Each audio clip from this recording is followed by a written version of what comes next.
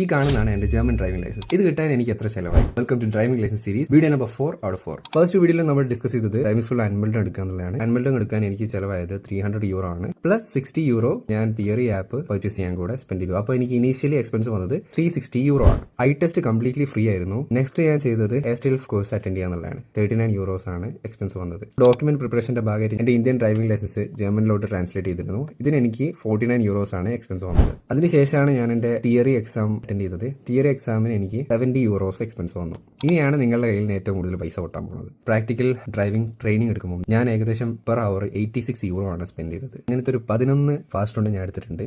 €946 കുതാഹവ. പിന്നെ ഉള്ളത് final practical exam ആണ്. അതിന് ഞാൻ €250 ആണ് സ്പെൻഡ് ചെയ്തത്. അപ്പോൾ എനിക്ക് ടോട്ടൽ എക്സ്പെൻസ് വന്നത് $1655 ആണ്. ഇൻ കേസ് നിങ്ങൾ ഫസ്റ്റ് അറ്റംപ്റ്റ് ഫെയിൽ ആവുകയാണെന്നുണ്ടെങ്കിൽ നിങ്ങൾ എന്തായാലും ഒരു 2 or 3 hours extra hours practical lessons എടുക്കേണ്ടി വരും. അപ്പോൾ നിങ്ങളുടെ എക്സ്പെൻസ് ഏകദേശം ഒരു €400 ഓരോ ഫെയിലിയറിലും നിങ്ങൾക്ക് എക്സ്ട്രാ വരും. ഫസ്റ്റ് അറ്റംപ്റ്റ് തന്നെ പിടിക്കാൻ നോക്കുക. സോ അടുത്തൊരു യൂസ്ഫുൾ വീഡിയോ